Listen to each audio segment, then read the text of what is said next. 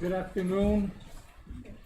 Special session, Mayor and City Council meeting, 1 p.m. Thursday, February 24th, 2022, City Hall Complex. I call this meeting to order. Please rise for the Pledge of Allegiance. Madam Clerk. Pleasures. I pledge allegiance to the flag of the United States of America and to the republic for which it stands, one nation, under God, indivisible, with liberty and justice for all. Thank you very much. Number 3, interviews of candidates for city manager. A, 1 p.m. Good afternoon. Good Mr. afternoon. Dickey, how you doing? Good. Yeah. It's good to be here. Thank you. I understand you got snowed out, not in? Yes, a little both. I was in St. George visiting my family, and I heard the weather was bad, so I stayed an extra day. And then when I left, and on my way back, I was going to go to Prescott Valley to my place so I could change and get my suit coat. I just got this at JCPenney. But the roads were closed, so I came straight down here. Got here about 8 o'clock, which was nice last night. Otherwise, I would have got here probably at 1. Yeah, it was a weird snowstorm. Yeah, the whole way down through Vegas was snowing, and there were mountains right over. It was kind of neat. It was wide all the way around, and then there was a lot of snow, especially the highway. Yeah, but 60. I was looking at the news, and 60 going towards Sholo and Pine Top. We got a good one too. That was a weird one. Plus, Mr. Mayor, I think he wanted to start off on the right foot and shop local. There you go. That's good. There you go. That's a good one.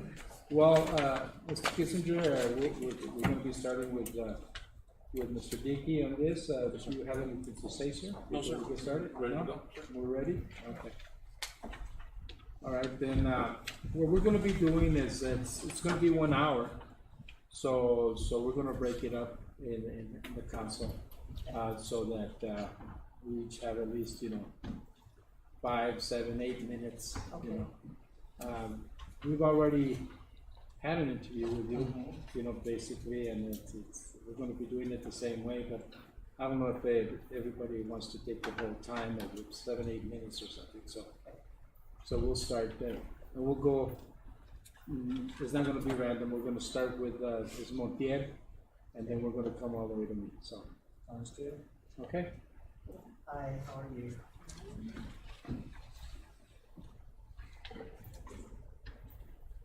How are you? I'm doing good, thank you. You guys can all hear me okay? Yes. Fine, so. Nice to meet you in person. I have a couple of questions. The first question is, what is your understanding of your role as a city manager pursuant to the city charter? I see I think it's important, and what I see as the city manager is being the communicator and the person that is there between the council and the staff, to make sure that when the council does legislation, that they implement policies, want policies implemented, that this is the position that makes sure it happens. They know who to go to, which department heads to go to make sure whatever it is that the council wants implemented happens. The other thing is just also make sure that the council is informed. The council is aware of what's going on. With each department, whether that's a weekly update, a text, sometimes a phone call depending on the situation, but just make sure the council is never surprised. Which I spoke to quite a bit in our last meeting. But it's the day-to-day operations of the city, under the direction of the mayor administratively, and work closely with the mayor in that part. The council is the ones that implement the policies, approves the budget and everything. Like the managers are just there to make sure that they're successful in what they're doing, and he wants to make sure they're successful. But most of all, I think it is that day-to-day duties, just making sure the city is running smoothly under the direction of the council and the mayor. So I've worked with mayors that has more maybe of a role, so I'd have to learn a little bit more exactly your role here, but work with mayors quite one-on-one with what goes on in the city day to day, what happens, and then the rest of council is informed in that weekly, unless it's something they need to know that day, something comes up and it's something that's important, so they don't go to the grocery store and get surprised. That's kind of the main gist of the manager, just represents the city. We might have them on different kind of committees or things that are going on, representative of the state. I've represented cities at the state level, federal level, whatever role you would like to put the city manager in. He's really there, he's your guy. He's your professional that's there with the staff to make sure the ship's run day to day. Okay, and just as simply as, have you read part of the charter? Part of it. Yeah. Okay, thank you. I've gone on your website and I've looked at almost everything. It's all up there somewhere. But yeah, the charter, the budget, I was really impressed with the way you guys do your budget. I like how it's informative and the residents can look and kind of see exactly how it's broken down. And I think it goes a little bit further than a lot of cities can do there. Did you have read the charter? Part of it? Probably. Okay. Yeah. And I have another question. Let's assume you have an issue. Let's assume you issue an order, and an individual from the council and mayor criticizes or disagrees with your decision. What would be your next step?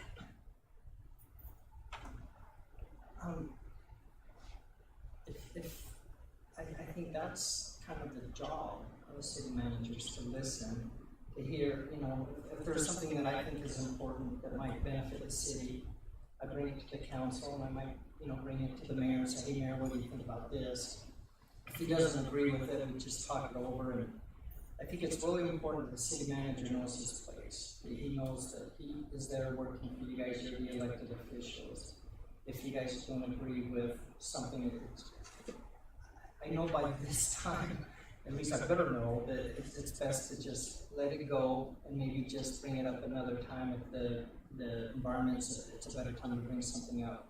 There's a lot of things that city managers, a lot of us just, we see things and opportunities in that, and sometimes it's just not the right political time or the right time to implement or do something. So it's good to have a good relationship with the council, to know when to be reined in and just wait, maybe the opportunities at a different time. It's just not the right time to do something like that. So I have no issue with pushing an issue.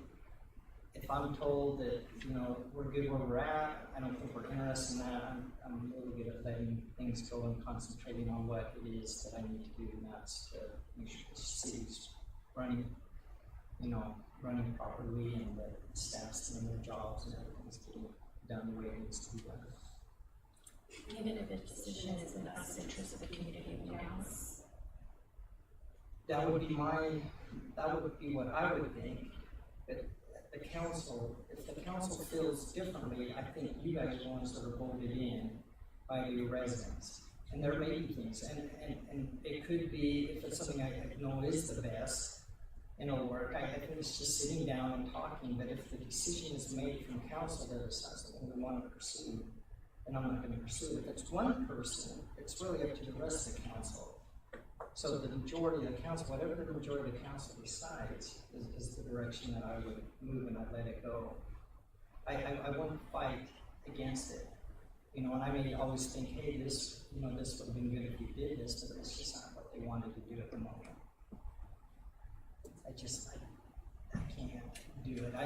But I think it's very important. I think what you're getting at is, if I know that there's something that would really benefit, I think it's up to me to convince council with stats or whatever, and with staff looking at things and give you to make the better decision. Just sometimes those decisions might be a little political, that maybe I don't know the environment right then or what's going on. I just need to know when to back off. But I have no problem with sitting down with the council and saying, hey, this is something staff has been wanting to do, this is something that I think would be a great idea, what do you guys think? And try to sell you on the idea. I think that's that's something that I need to be able to feel comfortable coming to you, and that's where that communication comes in, where we're comfortable and we trust one another, that there's nothing behind it, it's just saying, hey, city manager has a great idea, what do you guys think? At least I think it's a great idea. Okay, thank you, that's all. Councilman Borges? Good afternoon, Mr. Dickey. Welcome to Nogales. Thank you. If you were to develop an economic development plan, these are some of the things that might be kind of important to us. The city's downtown area is in need of revitalization, and in order to promote all new businesses and consumers, if you are hired as our city manager, what will be your plans of addressing these needs in your first 6 months? That's a good question. I think first 6 months would be getting to know the downtown, getting to know the businesses, the people that are there, and kind of getting a feel of the community and what businesses that they appreciate, that they like there. It's always important to try to keep your business, especially your local, your mom and pop shops and stuff like that, and do everything you can to help them within the guidelines of the ordinances and stuff. And be a proponent of what can we do for you, how can we help you, instead of you not doing this, you're not doing that right, you're gone or whatever. It's so important to let people know that you're there to help them be successful, to help them succeed. Even though we do have ordinances and we have things that we need to do, it's good to help them be successful. One of the things, and I know you don't have property tax here, so there's not anything really you can do with that as far as incentives and stuff. But just making it easier for your certain, maybe it's an overlay zone of the downtown or something that you do, where there's certain businesses that can be there that maybe they don't have to comply with certain ordinances because they've been there, or it's something you want to revitalize. So I think there's a way to look at things individually instead of as a whole, because sometimes everything doesn't fit the same package. And when you want, downtown is such, it's the key to every town's, city's, really existence, who they are and what they're about. And you're attracting others from Mexico to come in, and you want to make it a real, people are coming anyway, but you want to support them and make it easier for them to have their business, within keeping the things that are important, safety, and the welfare and safety of your residents. So going back, the first 6 months we want to talk, I talk a lot with John, he's got a lot of institutional knowledge. We get to know some of the players, the stakeholders, the businesses, and kind of what it is that might help them to want to stay, to keep them downtown. Because I know things are rough, and right now with the way things are, who knows? But it's key to let them know that we appreciate them, we want them to be successful, and be a team player between the city and the businesses, instead of someone that's like this big wall or this big fence you gotta get through the city. The city won't allow this. It's more like, the city has some regulations, but let's work with them and see what we can do. Maybe there's things that they can help us out with to make it work, to make it happen. And as far as attracting new businesses, that's a whole other issue. You want to keep the ones you have that are already established.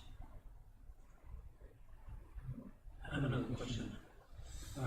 All around us are small cities and towns that are very successful in bringing tourists from the north and from the south too. And they have festivals, art festivals, culture festivals. So, Nogales is very rich in history, but we haven't been able to explore any benefits of bringing tourism to our city. So would you include this in your plan, also in your economic development plan? And will you be able, or are you willing to partner with other entities in the community, such as the Chamber of Commerce, Cultural Arts, and other agencies in the community? So what would be your plans for promoting more tourism to our area?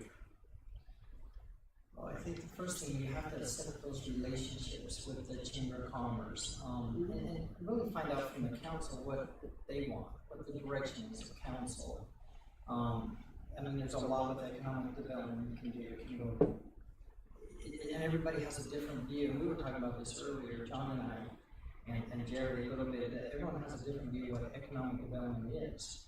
And so it's, as a city manager, I would want to keep my, keep a hand on the heartbeat of what's going on with the chamber and that, but at the same time, I'm not gonna go out and start doing anything without the council really kind of agreeing this is the direction we want to go as far as attract certain kind of businesses, how do we want to play in this game with economic development, or what kind of economic development really are we about? Is it really just making our downtown really special that, I mean, we are special. I mean, Nogales is special. You've got the south, or you got people from the north. You got both coming, where most towns just have people from the north coming.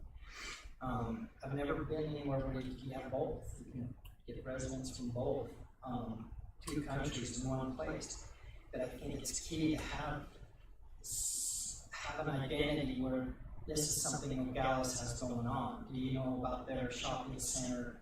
Let's go down and check it out for a day. It'd be nice to have people from Phoenix area come down for a day. A few good restaurants, some good shopping, different things, and just a downtown where they feel like they can go out, they're safe, and they can enjoy that.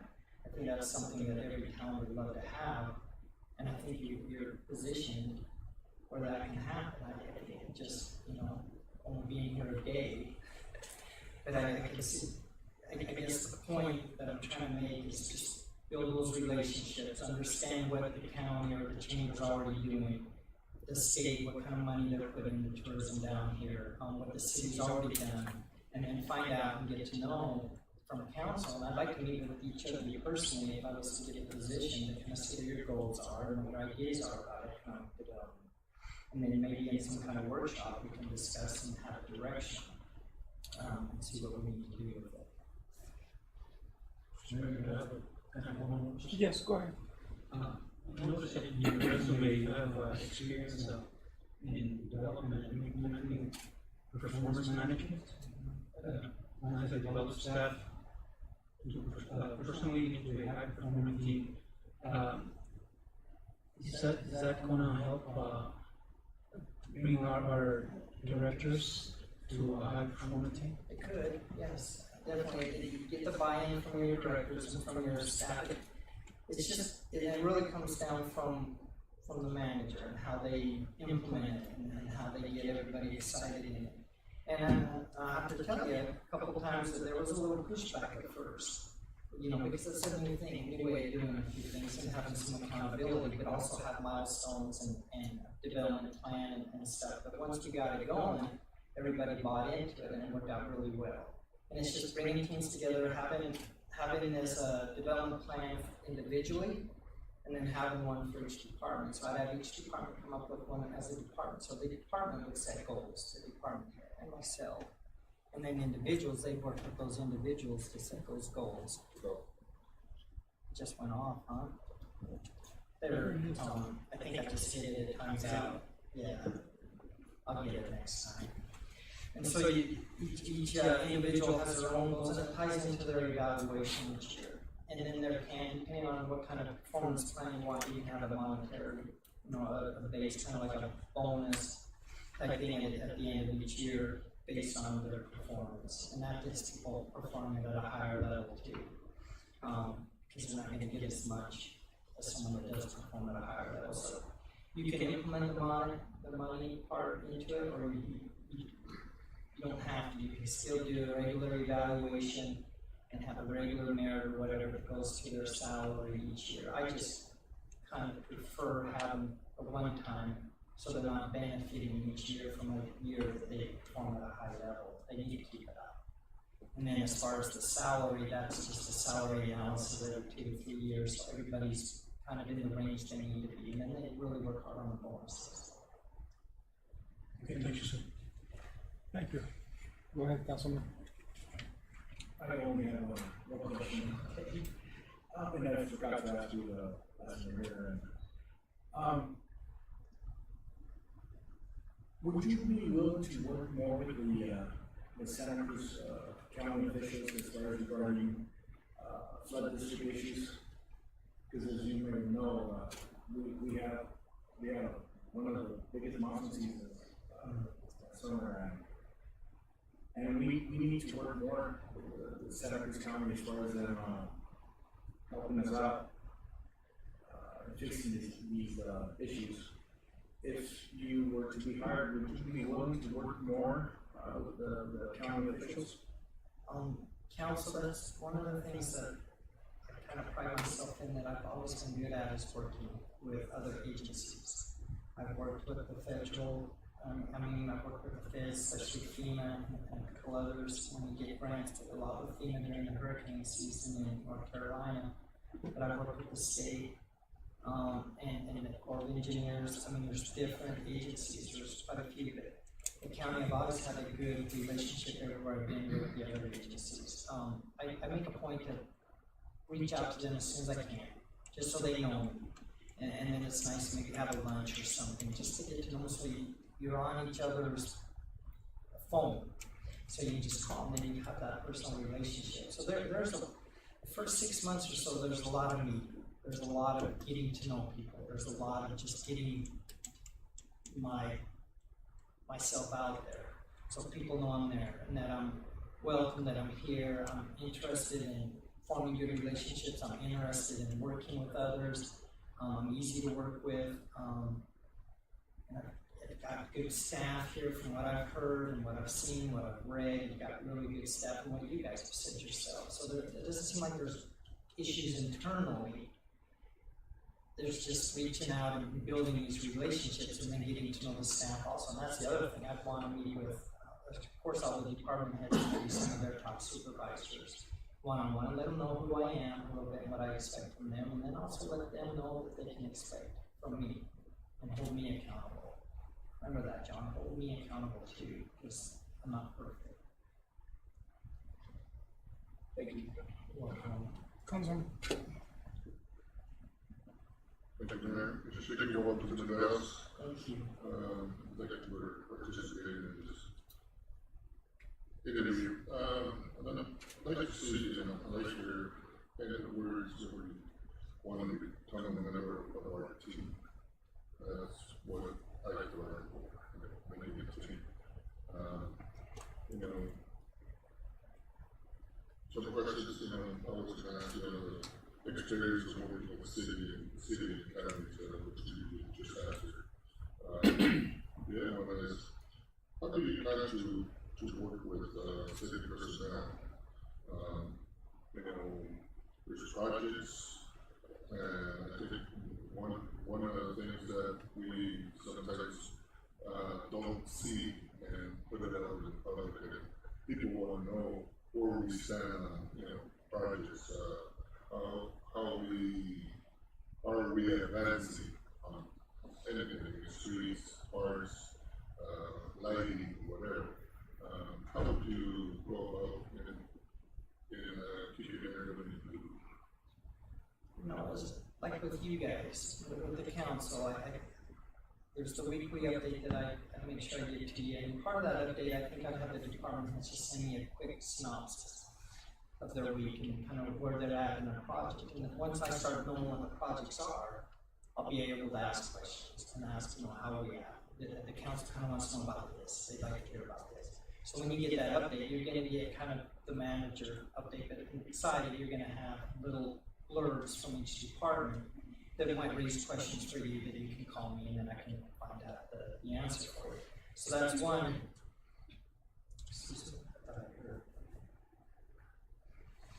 Okay, I with my department says, like I was telling John today, I like to sit down with them like I would with you guys and tell them they're the professional in their job. They know it more than I do. I know city managers usually know a little bit of everything. How to do this, how to do that. And I've been lucky. I started at kind of a ground level. I didn't come right out of graduate school into city management. I started as a planner, GIS manager, kind of worked my way. And so I got to see all aspects and how people work and how they function, and I had a good appreciation for that. And then working for small towns, you wear a lot of hats. So I've been the finance director. I'm currently the HR director. and finance. I mean, I've done a lot of things, so I like to let them know when I sit down with them that I don't like surprises, and I don't want to surprise you. I want to have a good relationship and a good communication, but I trust you from day one until you show me that you can't. And once you show me you can't, we'll correct it and see what we need to do. I'll hold you accountable, but I want you to hold me accountable too. And that takes a lot of pressure off a lot of them, because the new city manager, they get a little nervous. You know, department heads go, man, what's going to happen to me? What kind of manager? You know, is he going to just stand over me all the time and hover around? I'm not like that. I trust them to do their job, but I'm there to watch and see how the service is being delivered and what's being done. And I'm just there to have their back and to help them. I want them to be successful, just like I want you guys to be successful. That's one of the things I'll let you know when we talk, is I'm here to make you guys successful and to look good. That's part of my job. So once I do that, and we just kind of have the best way, you know, some might be just I walk in their office and talk for a few minutes. That might be our interaction. Maybe it's daily. Maybe someone it's more like weekly, and it's more like a real meeting where we sit down and have a time to do it. It just depends on the individuals, and I'm very adapted that way, and I can do that. We will, of course, have our department head meetings, probably every afternoon at 2. I'm kidding.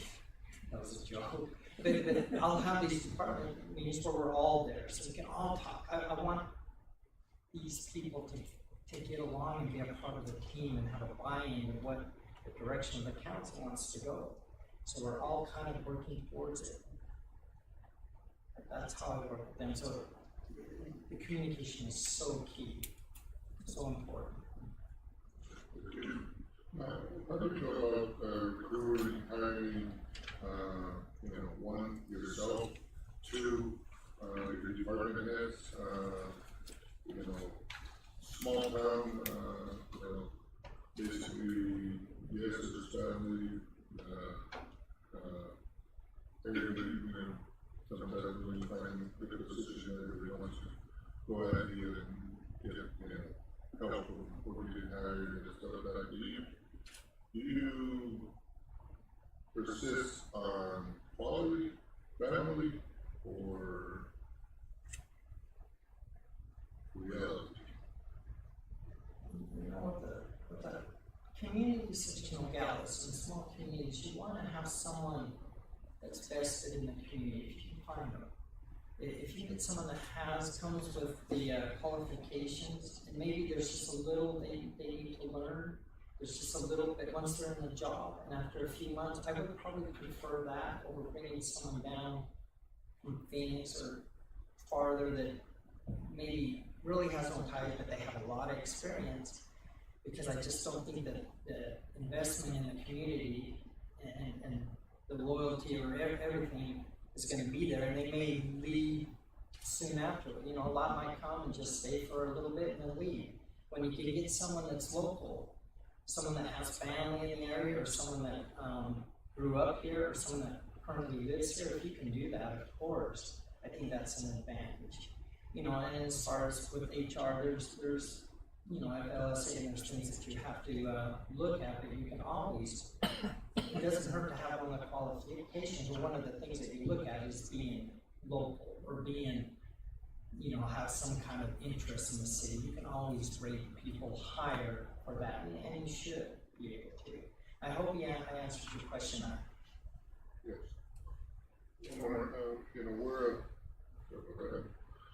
We're a council managed form of government, and basically the direction of the council goes straight to you. How do you direct, any directions or any council member or mayor into the director for any issues? Yeah. Hopefully, and I don't know if there's certain department heads that come to the meetings, that it'd be good, especially if there's a topic that has to do with their department. I think they would need to be here. But not just that, I think there needs to be a meeting after every council meeting, some kind of staff meeting. Maybe it's just an update for myself to the rest of the departments, kind of the action that was taking, kind of the direction we're going. And I'll be able to tell what is kind of a priority. I prioritize those. You guys give me your priority, and as far as how we disseminate that, I disseminate that to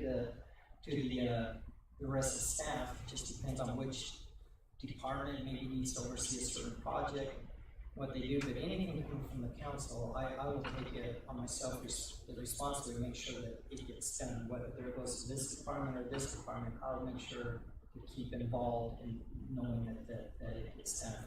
This is outside of the regular day-to-day services that we provide. These are the directions from council that, hey, we might want to do this. Can you look into that? Can you look into this? And that will be part of the updates that we give us where we're at and how we're coming along with that.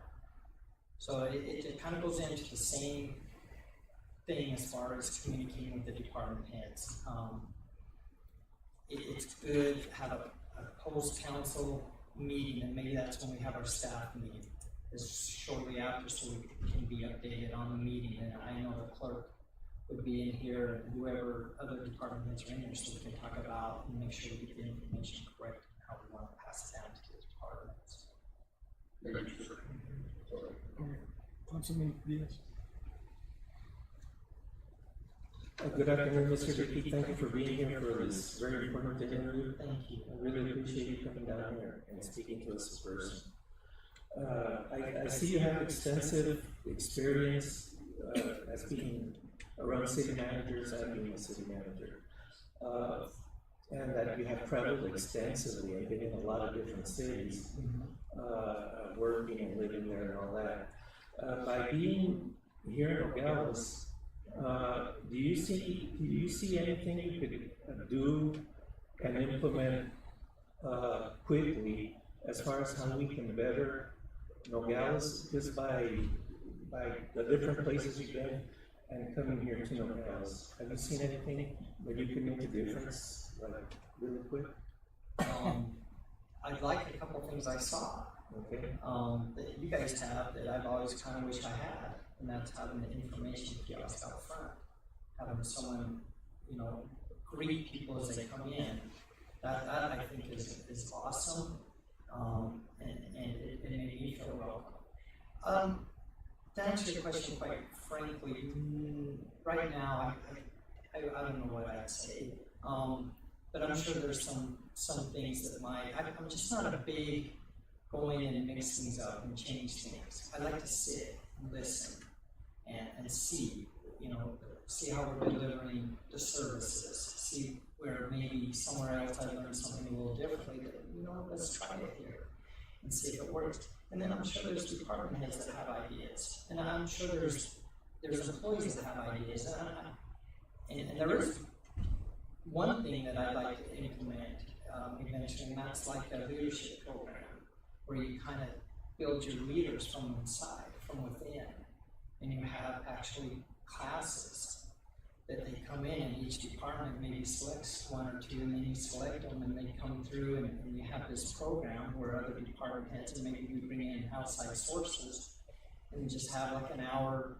a month or whatever it is, this program, leadership program, and it works out really well. It finds people, because there's people in each department that would be a great leader or a great supervisor or even a department head someday, and maybe they're not in the position where they can learn, but the department head sees that potential, and so you bring them in and you kind of teach them and get them on this path.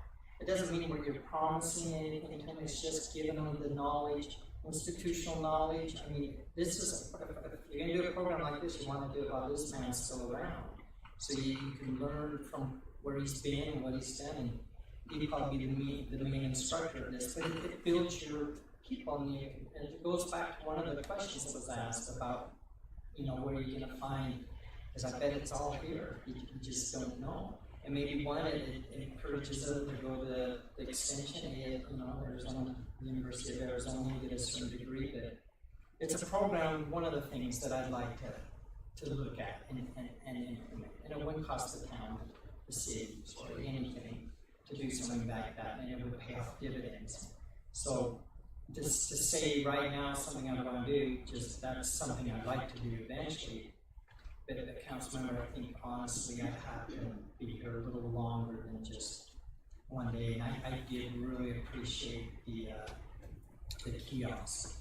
I think that's great. There's a city of your size to have that is awesome, and I think it pays dividends with your residents, because the person had no idea I was coming, John, so they had no idea I was coming. She was just pleasant, smiling.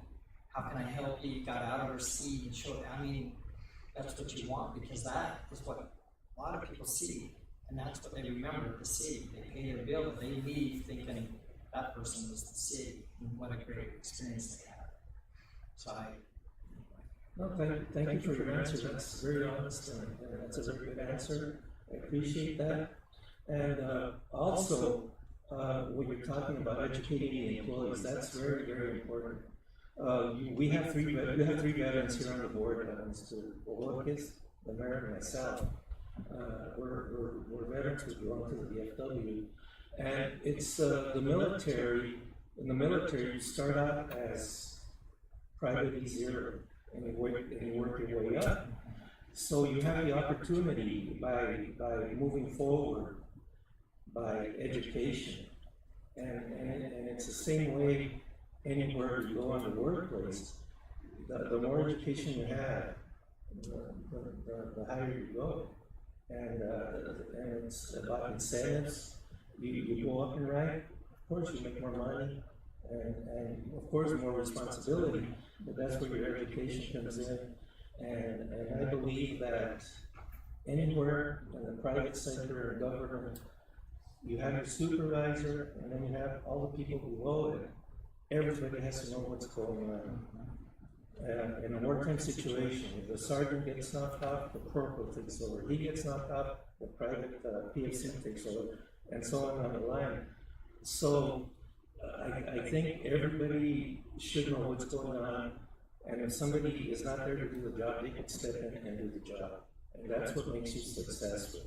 And I think that's very important, and you answered that by your answer. Also,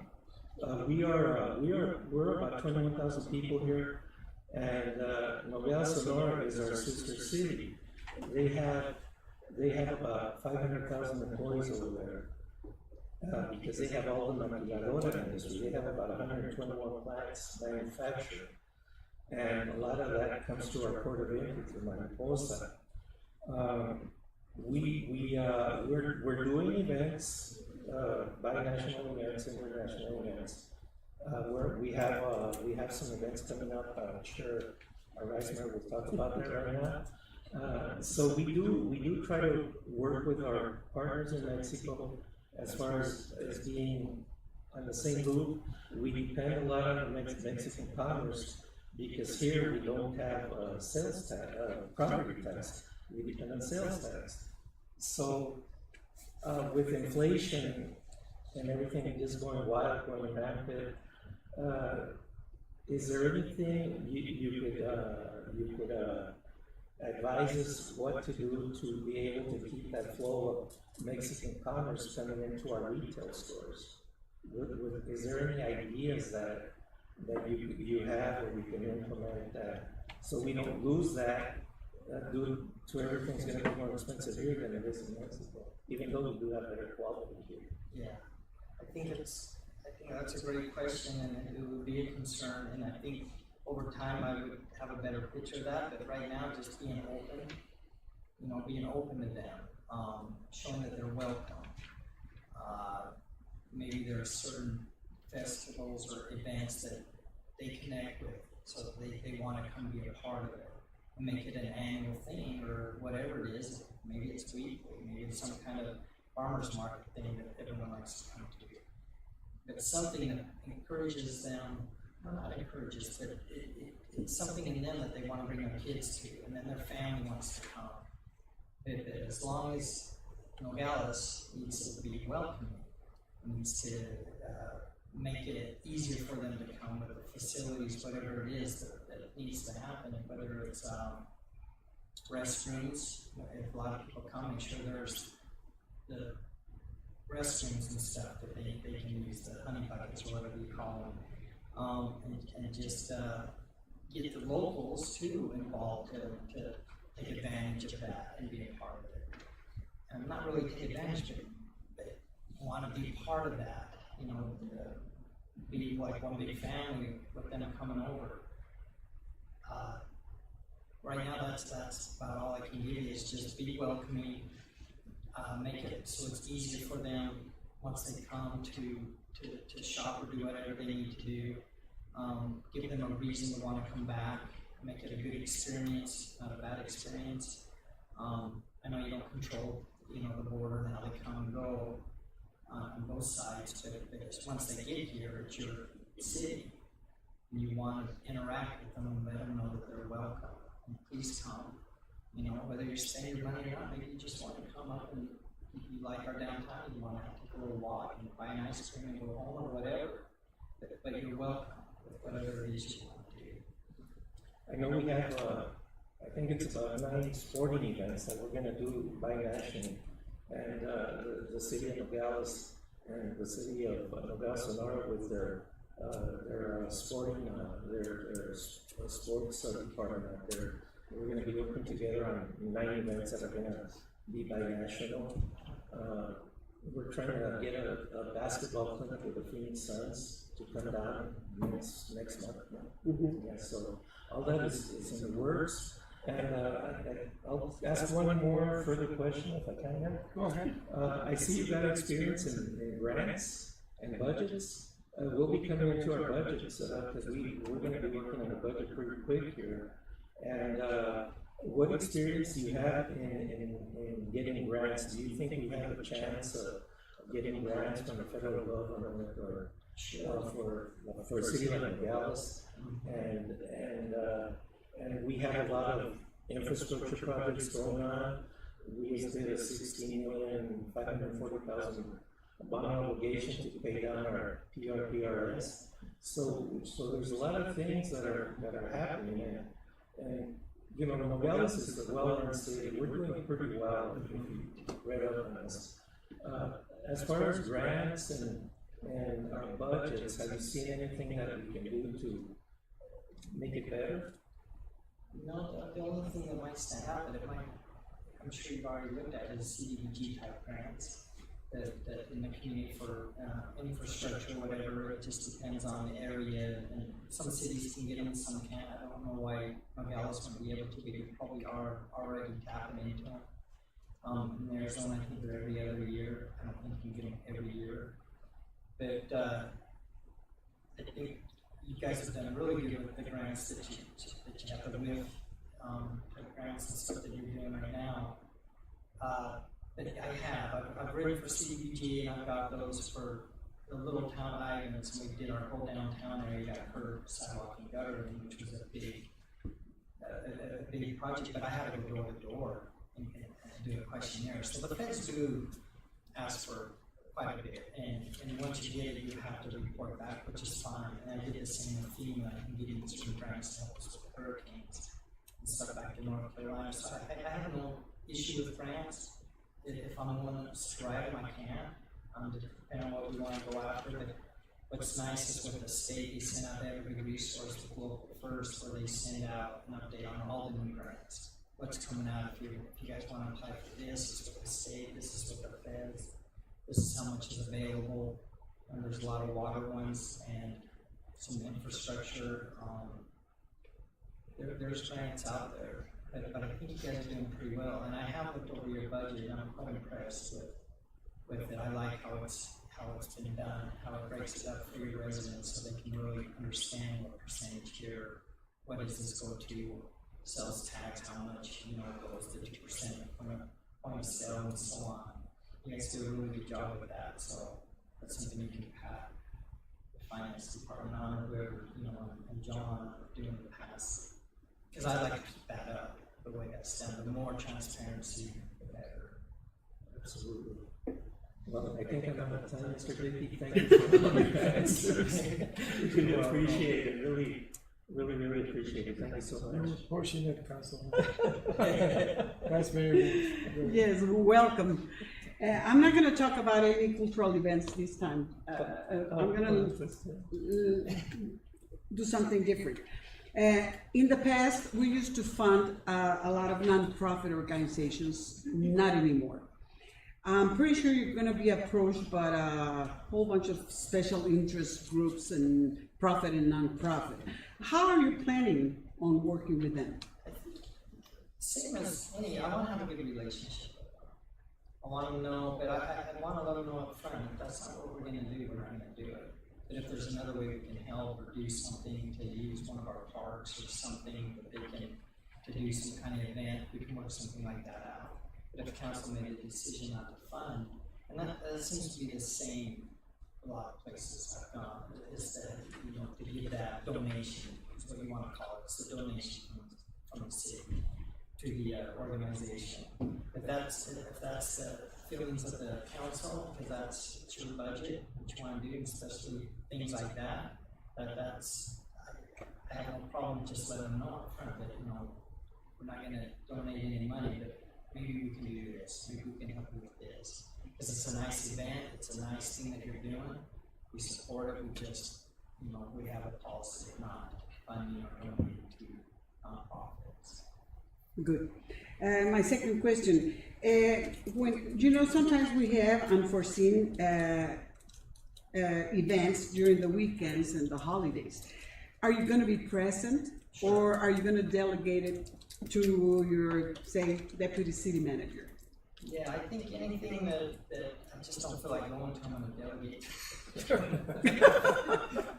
You know what? I think that's how you get to know people. And so I would love to be able to be, and I've always made a point of being at the events and being part of the community, because I want to be part of it. I do have my son, my 10-year-old son up in St. George, Utah, so every other week I'd probably go up there and spend, maybe take a Friday off and go up and spend the weekend with them, if possible. So there is that commitment, but I can juggle that. If there's an event that weekend, I would stay here. So I would go when it makes most sense.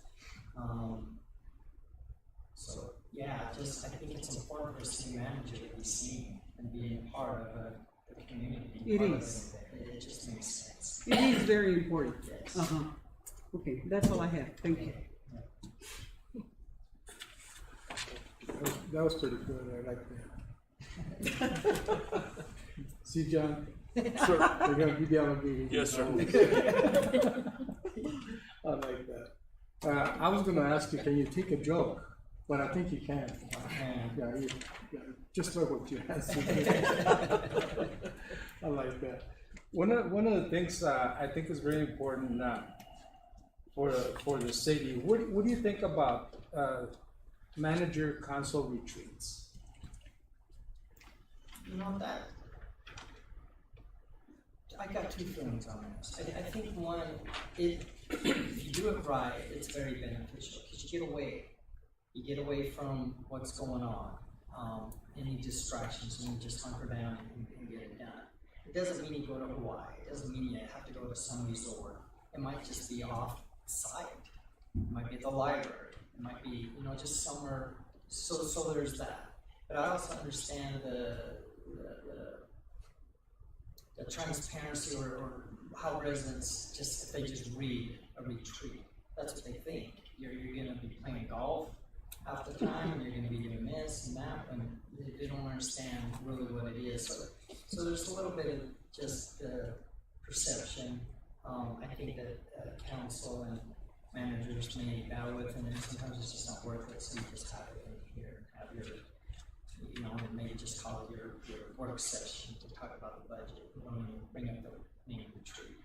But to say it again, I've seen it can work out really well. I mean, you just don't call it a retreat. We're just meeting it on this side so we can really get into the budget or get into some issues that we have facing the city and just kind of, shut the doors and get in there. You still got to be open to the public. You still got to, post it that you're going to be there and let people come if they want, which would be a good thing because hopefully those that come would be the ones that have a different perception than they see, they're still working or getting it done. They just kind of want no distractions, be in a different place. So that's kind of my two thoughts on it.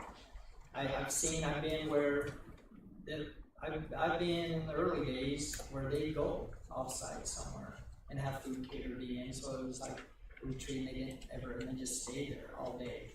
We were there from 8 in the morning, 8 at night, came back at 8 in the morning, and we were there till 1 or 2. But it was a, you know, a hotel, so they had somewhere to sleep, but we were all in the same place. And then I've had where we just come into a regular work meeting, work session, like the chamber behind, and just get down and get it done. So, would you invite the directors to a retreat? I think so. I think it's important. Yes. I do. I you know, unless council said no, I would like them to be there. I think it's important, especially going over a budget or things, because it's, to me, it pays off so much for each of them to interact with each other, kind of know what their issues are and kind of what it is that they're sacrificing in the budget or whatever, and they become more of a team. They'll come closer through that, and I think they'll feel more important working directly with the council, with the city manager, the deputy city manager, the attorney, and everyone. I think it gives them a sense of being a member, the team, a high performing team is what you want to do. Good, because that's a good way to project the projects and whatever you have in the budget for. And it's a good time to go over each one. I would have each one present their budget. You know, I don't know if this council needs to get to line item, but the basics, this is my budget, this is where we're at, this is kind of what we need. Then you guys have a better idea when approving it if you feel like, yeah, we need to approve that because we made the case and they gave us an update on this project, they gave us an update on how they're doing, or you know, it's a good time to get down and get a little personal with each department. Well, every retreat I've been to, we never gone golfing. So I know. But people think that. I haven't. There's people out there that think that's what you're doing. I haven't had the pleasure, even though I don't play it. But I don't either. The retreats we've been to, they've been retreats. Yeah. You know, take all day on it. But John. Yes, sir. Yeah, our retreats are good. Another question. Well, of course, it doesn't matter where you go to be a city manager. There's always going to be a lot to learn. You know, every city is different, but this city is unique. This is a border community, you know, and you know, to learn basically is you're probably going to learn a lot from the city of Nogales if you get selected by the members of the council. They know the ins and outs of the city and Mexico and everything else, and by staff like the deputy city manager, Mr. Kissinger, and the directors and everything like that.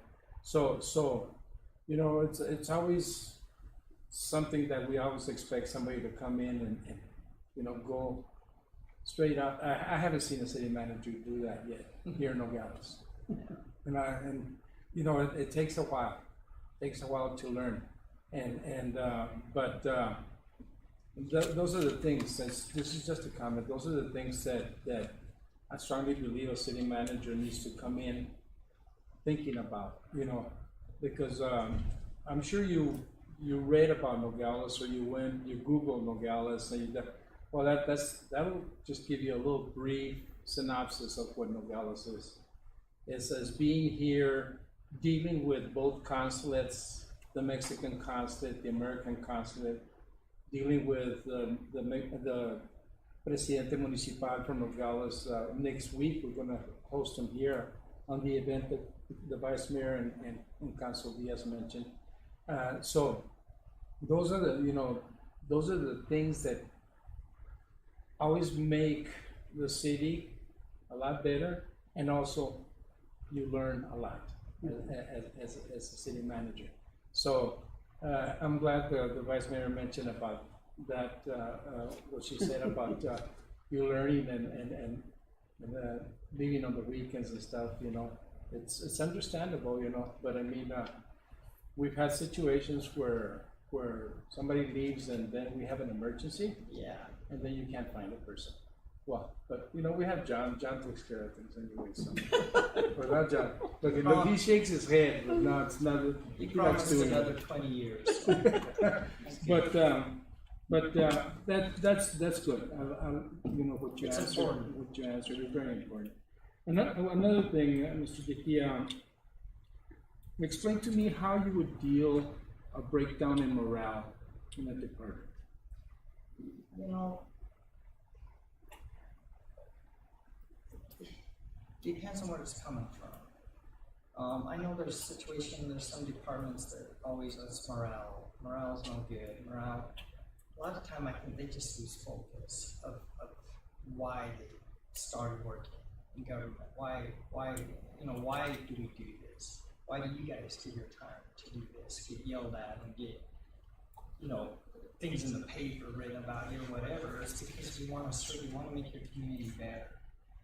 And I think if you can just keep them tuned to that, to understand why, and that's the talk I had with them. Whether it's a department head or if I need to talk to anyone, it's just, why'd you get in this? So I do it just for a job to get it, and then you might get in a little bit deeper. But most people, especially the department heads, are doing it for a reason, and I think it's, why are you doing it? And then you got to remind them of what it is that they do have,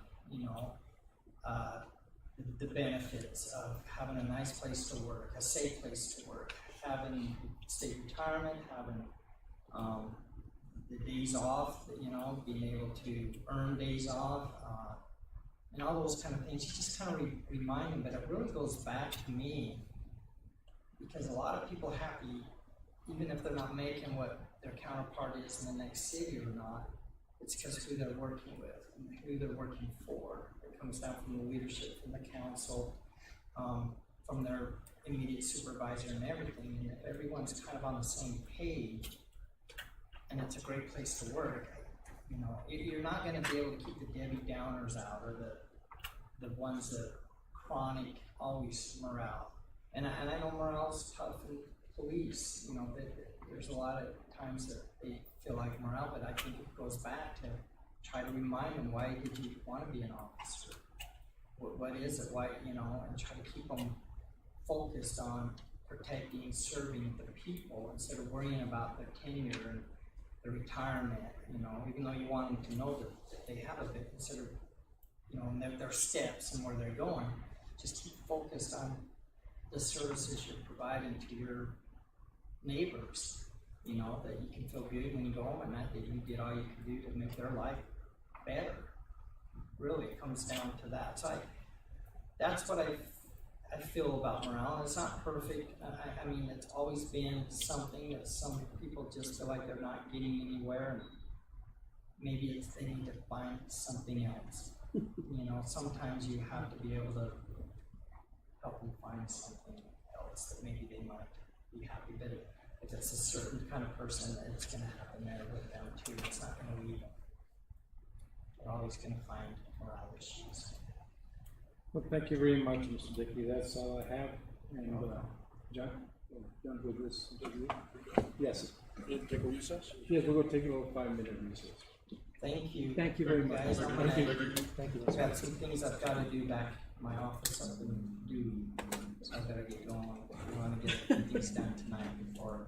I'm sure all the snow melted by now. I hope so. I think coming this way, I'll be better off than coming down through Yes. the Flagstaff area. Yes. Thank you so much. I appreciate it. Thank you Drink very much. water Have with a, me. have a safe trip. Thank you. And I will read the rest of the charter. In fact, I'm going to read it. I might even play it. But that was a good question. And I wish I could answer, so I read it off. Because usually that's the first thing I do.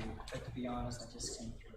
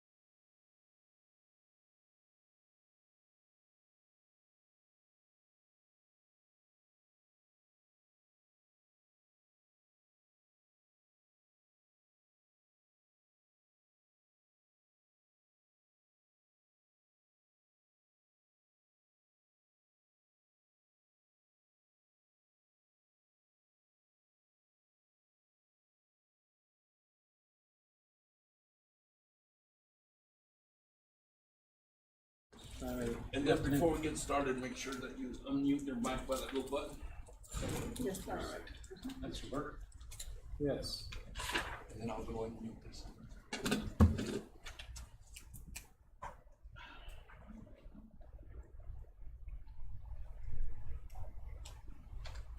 Good afternoon. Good afternoon, Mr. Mayor, members of the council. So what we're gonna do, we're gonna get started, and basically we're gonna do it kind of like the way we did it when we were virtual, and we're gonna start with council member Montes Montiel. And we're gonna have about the same amount of time, 5, 6, 7 minutes. Okay. Okay? Hello. Hi, Thank you for being here today. great to be here. Great. My first question is, what are some of your ideas on how to use our American Relief funds that we'll be getting very soon? You don't have to go into detail, just give me some ideas how you would utilize those funds. I would probably recommend looking at reinvestment into the community in some way, whether it be into local businesses or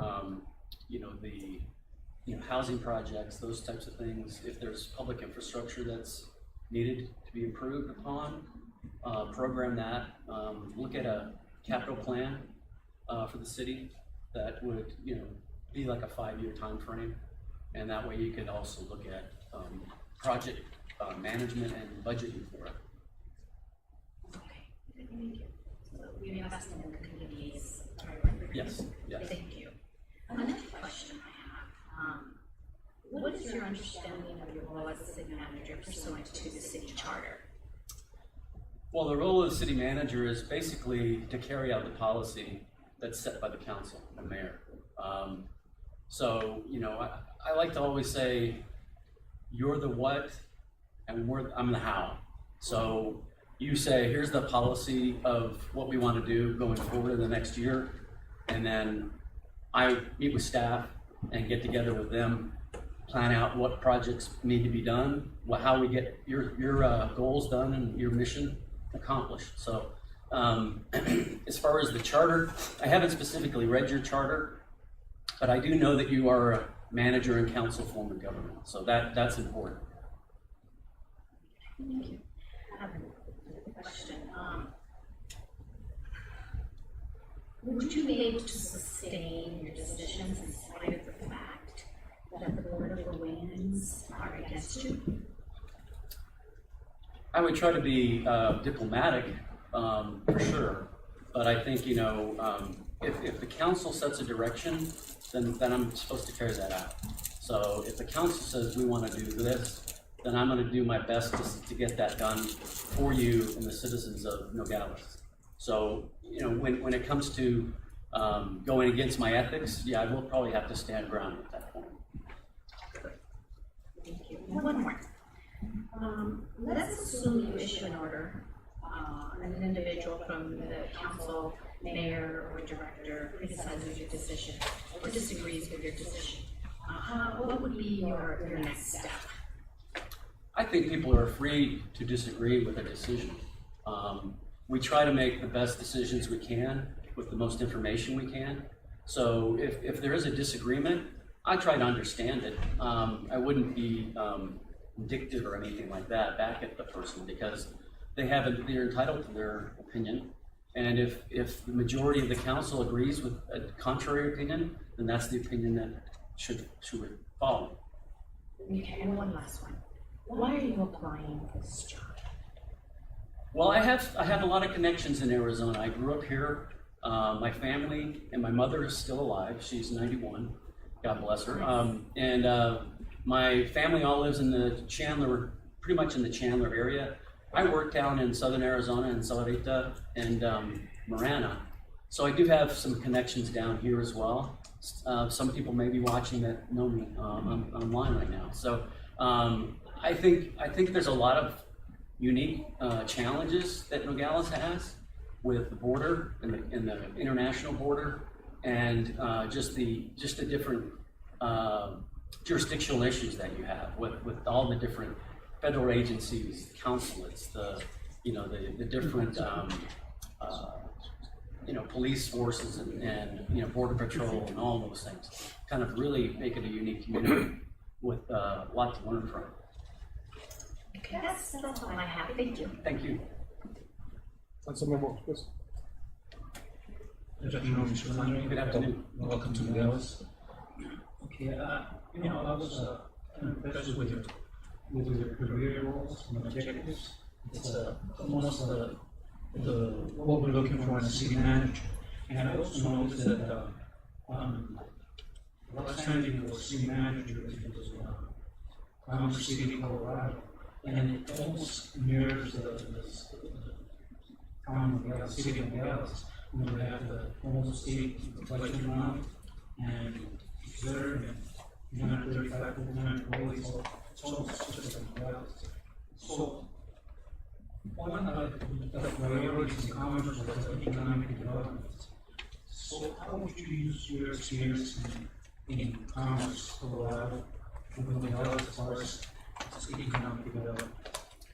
Well, I first would try to understand the challenges that you have with the different businesses, and then looking at territory that might be suitable for development or a location of a business. I know that you were looking at 43 square mile annexation. That's very ambitious and very impressive. So there's a lot of land in there that I think a lot of site selection type companies would look at. And I think that's what you try to do is target more of those types of businesses to those pieces of land and try to make those deals happen. And then I think you work with the different agencies, whether it's the state or federal, mostly state, I think, in this case, offices of tourism, economic development in the state itself, commerce and business. I think you do, really need to build a relationship with those entities, and then really focus on doing a plan for economic development, looking at what possible sites are available, and then start targeting businesses for that. There are retail conferences. I think I mentioned that in our first round of interviews. There's a retail conference in Vegas every year. It's called ICS, the International Shopping Centers, and they bring in all kinds of different retail, and it's really focused on retail, not primary jobs and that type of thing. And so it's whether it's a Starbucks or a Popeyes or something like that. It's those types of retail, and I think it would be good to go to that and really look at what types of businesses that the city wants to bring into Nogales and go from there. As being away from the city manager arena position for over 10 years, would that affect you being a city manager? No. That's a good question, by the way. Excuse me. Highlands Ranch specifically targeted city managers because it really is more like a city than a community association. It has 100,000 people, 110,000, 33,000 households, 4 rec centers, 8,000 acres of open space that they have camping on. They have different types of children camps and those types of things. So it is really sophisticated. I've kept my ICMA certification as well, so I'm still a member of ICMA. So I do pal around with a number of city managers, and I still keep in touch with them. And it's very, very similar to what I've been doing. And the principles of management are really they transcend from city management to the size of the organization I was just in. And last question. Will you have any problems moving your family to Nogales? The position requires you to live in Nogales. My children, I'm an empty nester, so we don't have a problem there. My significant other, girlfriend, she's excited to come to Arizona, so I don't think that'd be a problem. Thank you, Council. Thank you. Go ahead, Councilman. Thank you, Mr. Fowler, for being here with us. Thank you. I'm a person that likes to serve repair based on the information that's given to me.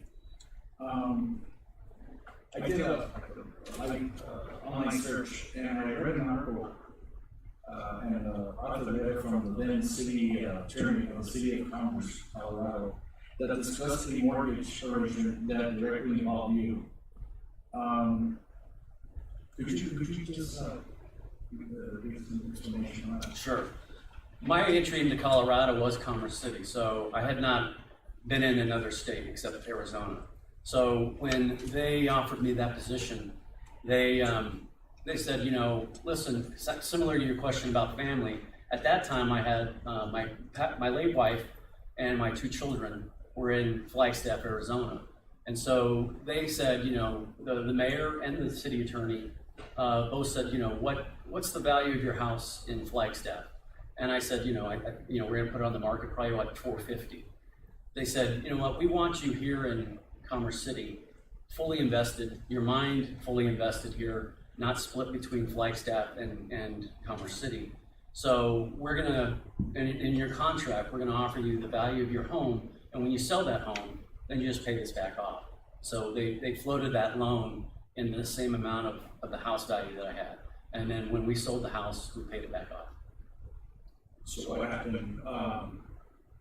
I read also that there was your house lost value, right? Yeah, that was in 07, and the economic downturn hit in 08. Just my luck. So yes, we made up for that. So we covered the difference. How did you cover the difference? Savings. Because what I read is there was a $140,000 house, right? I think so. Yeah, it's a long time ago. And City of Commerce paid $70,000 for those $140,000, right? I believe so. Yes. And they also paid the insurance for that home. That's correct. That's right. That's correct. So it's around 80-ish. Probably, yes. That's probably a good estimate. So my question basically goes to your thoughts about using public funds to acquire a mortgage to purchase a home for your use when you were funding manager of that city, and if you would expect that type of scenario here in the West. No, I would not expect that here. That was, you know, my first experience with Colorado. So I in Arizona, I knew that would not be something I would, you know, go for.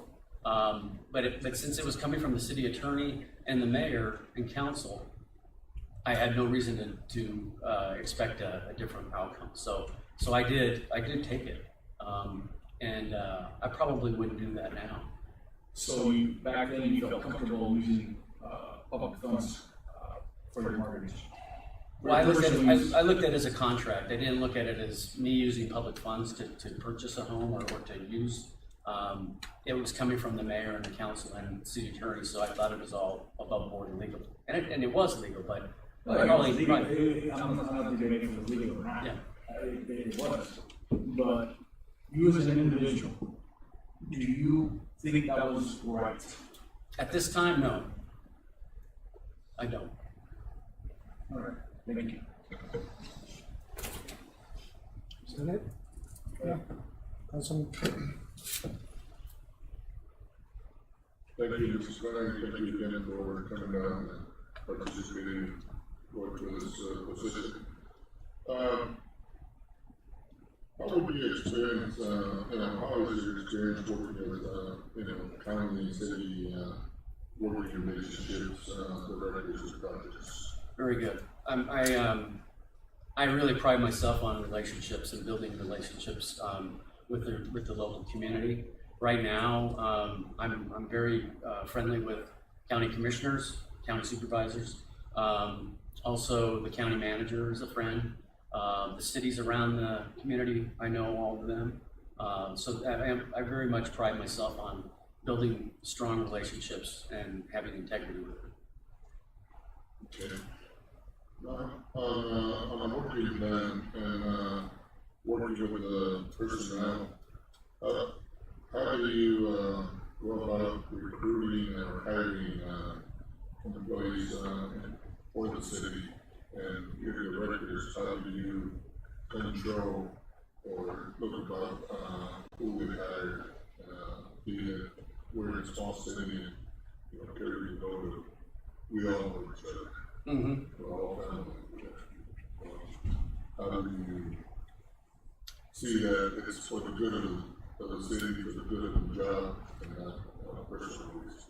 I think you hold job fairs. I think you post notices in the areas that you want employees, potential employees, to see you. So I think that's a big thing. I try not to micromanage. So a director, I like to say, this is who we'd like to be hiring. Let me see the job descriptions. Work with the HR director to make sure that those job descriptions are accurate. And then sit down with the department heads and say, okay, these are the types of people we want to target. So let's do that.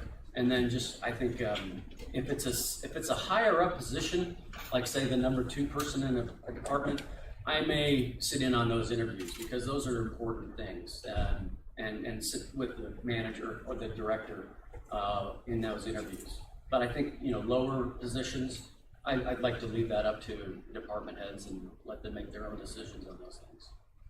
What about with the pressure? Ex-gentleman or maybe gets hired, you get approached by the council, somebody in the council sitting there, but you feel you made your decision. Would you hold up to it? Yes, I will. Okay. Things on projects, how would you have the public, the council, everybody know on how we are doing on X projects, meaning paving, recreational, any project we would have? How would you show everybody this is the process, this is the progress we're at, and give it continuation? I think that ties into a capital plan and looking at how you budget and how you program. What I like to do is say, here's the next quarter. This is what you're expecting to get done. At the end of that quarter, you look back and go, okay, what didn't get done and why didn't it get done?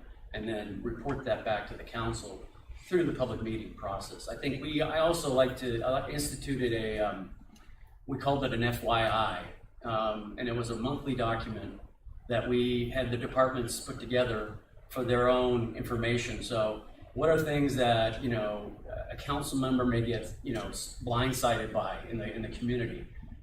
These are FYIs in that vein. So what's important in your department? What's been going on? Put those in the FYIs and then give that to the council every month. So you have that information. Thank you.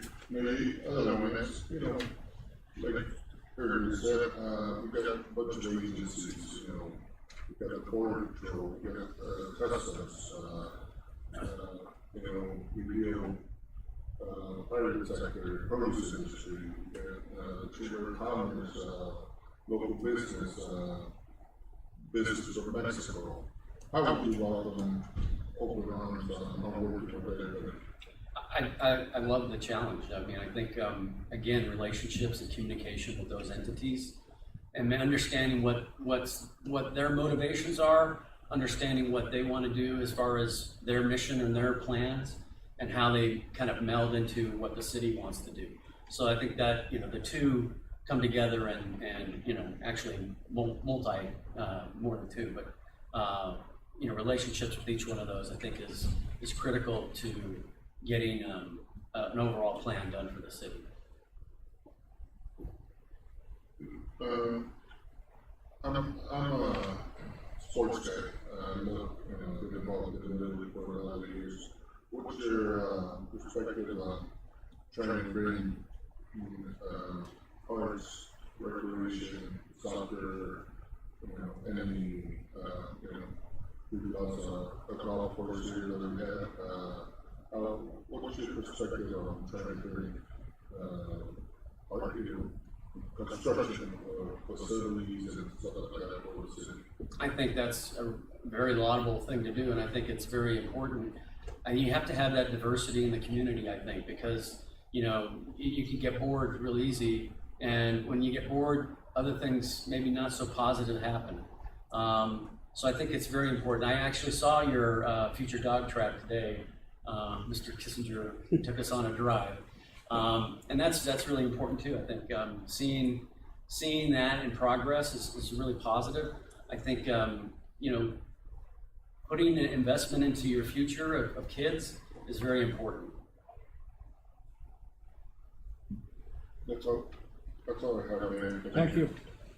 Councilman Diaz? Thank you, Mr. Chair. Thank you. Good afternoon, Mr. Flannery. Thank you for being here with us today. Thank you. I see that you have a reputation for creating high-performance teams and improving governmental structure and morale. What I want to get at is, what do you think about, or how would you go about educating our workforce so that we be more productive and more responsible and morale? So morale could be picked up where you have certain people that are higher than others, but everybody knows the job and stuff like that. How would you go about implementing a program like that? First, I think, again, you want to understand what those challenges are. Where is the education lacking, or where is the knowledge lacking? And possibly look at bringing in, you know, people from the colleges or something that specialize in a certain area, and maybe having seminars like that, or, you know, just a day or a conference type thing for the staff. I think meeting with staff is important. I think they need to see this position out and about in their neighborhoods or in their departments, and just getting to know them. You know, your slogan of being a friendly place, I mean, I think that's really important. I think family, making it feel more like a family than just a workforce, that you're just there to work for us. It's important, I think, to let them know that, you know, you have their backs, and that that you want to work with them to do the best they can, so that in the end, we implement the goal of the council and the policies of the council. Okay, good. I see you have a strong background in economic development. Well, as you're aware, we don't have a property tax, and we rely on sales tax. So I've always said that border communities always are the most challenged, all of them, not just Nogales, because of our proximity to, for us, Nogales, Sonora, where everything, their labor rate is $12, $15 a day, where we're $15 an hour. So there's a lot of disparity there. So a lot of people from here go and do shopping in Mexico. I think I brought that up before. But anyways, what can we do to boost our retail here locally? I think it's a big challenge. That's a real big challenge because of what you just described. I think you try to look at more marketing, maybe doing some type of programs with the local businesses where they you know, have some type of recognition program or something like that, maybe coupons and that type of thing. When I was in Marana, we formed a business advisory committee, and those businesses sat down with the manager, and I was in development services at that time, and they sat down with us on a monthly basis, and we'd talk about different plans that they wanted to do as far as, you know, maybe signage improvements, different types of business policies that would help them. It's a challenge, but I think you just promote locally. You know, tell them to shop local. I mean, I think residents want to make sure that their businesses are going to survive. I think, and you know, I think maybe there's some specialties that you have on this side of the border that they don't have on the other side, and then look at focusing on those and marketing those. Okay. And last time when we did the virtual, I don't know if you thought about it anymore, but I see that you work with Cummins, and I mentioned Caterpillar, and we mentioned, you mentioned right now the annexation. So if we did the annexation and all that did you ever think about maybe bringing down a manufacturing plant to Absolutely. this area? Yeah, I think Would manufacturing is. that's another challenge, I know that, but how would you go about bringing in a manufacturing plant?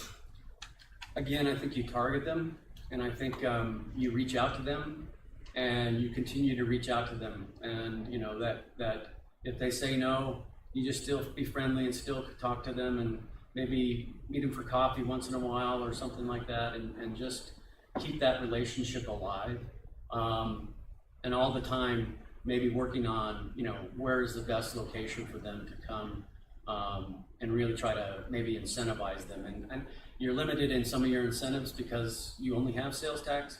So I don't know what other types of incentives might be possible. But I think, you know, I'm sure there's some ways to get around it. Do you think maybe you could partner with the state, the county, as far as incentives, and say, hey, help us out? We need for you guys to help us out and give incentives to this company that wants to relocate here? Absolutely. Is that possible? Yes, I think that's possible. I think some states do limit the amount of incentives you can give. I don't know if Arizona's changed its laws in the last 10 years or so, or 14 years since I've been gone. But yeah, I think, you know, you have to work with the state agencies to look at, you know, what types of incentives they can bring. And as I mentioned in that phone call, I think they need to focus more on helping Nogales more, because you are a gateway to Arizona, and they need to they need to invest in that. Yeah, there's a lot of trade that goes back and forth that unfortunately we can't tax that, so Yeah. it just goes through, so that's one of the problems we have. There is a lot of trade, but it doesn't pay any retail for us. And that's all I got for right now. Thank you so very much. Thank you, sir. Vice Mayor? Mr. Flannery, hi. Hi. How would you handle a situation when you feel a council member is crossing the line between a policy and directing staff on city business? I'd probably talk to that council member and just sit down and say, you know, here's where our parameters are. The council sets the policy, we implement it, and I would just sit down and try to talk it through. If that didn't work, I'd probably reach out to the mayor and seek his help. See if there's a way that we might have some type of group meeting or something where we have some understanding going back and forth and moving forward. My other question, when we have unforeseen events during a weekend or a holiday, are you going to be available, or would you delegate the responsibility to, say, the deputy city manager? I would be at the events, yes. No, I love going to different events, and I'm sure you have a lot of great ones. So, yeah, definitely. I mean, obviously, if there was something that came up, you know, a funeral or something like that, I probably would ask Mr. Kissinger, but, you know. But, no, I try to do my best, and I would be as many as I could. Thank you. That's all. Would you take John to the funeral with you? It might be mine. I just have a couple of questions. What are your beliefs on city manager council retreats? I wholeheartely believe them. We actually had quarterly, we called them, well, they were retreats pretty much, quarterly business reports. And we did that on a quarterly basis. I don't know if we need to do that, but I don't know. It depends. Like some councils, they want to meet during the council meetings. Some want a whole day retreat once a year. Some want them, you know, every 6 months. So it would depend on what this council wanted.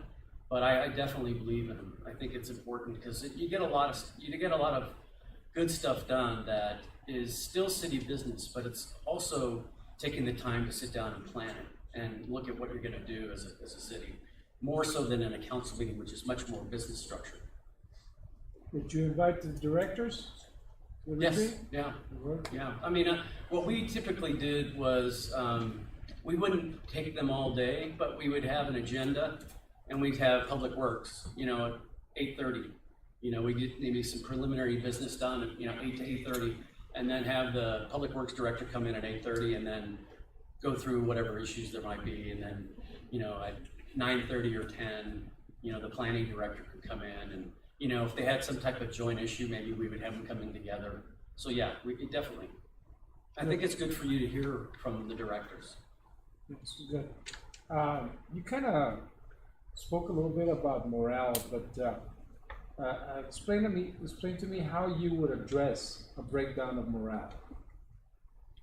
Try to understand the cause of it first, to see what actually what created that situation, and then look at addressing that situation if it was really negative.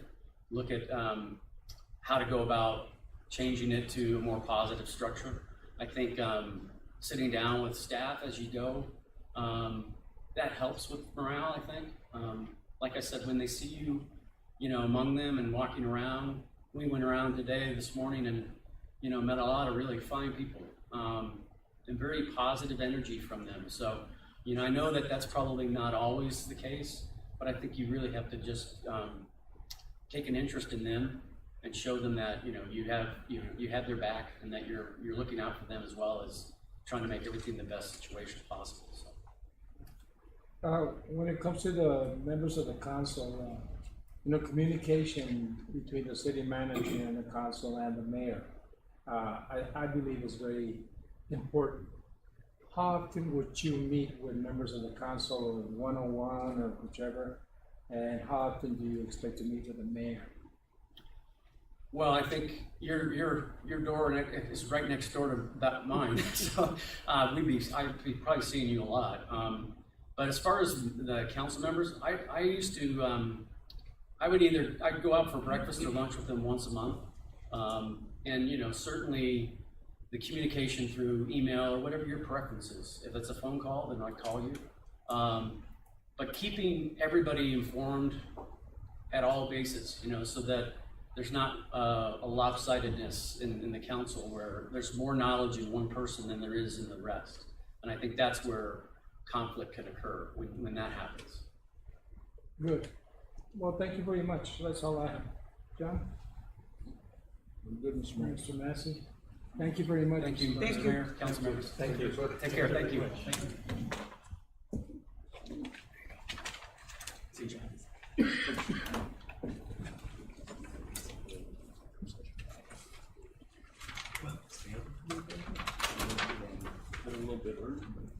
Take a little 5-minute break or so. Okay, you got a good time on the, okay, this You want to take the executive session back there? yes. Okay, Yes. so we'll have to set that up in a minute. Yes. Correct. Vamos a tener executive session. Do you want to take a motion first? Just take a motion.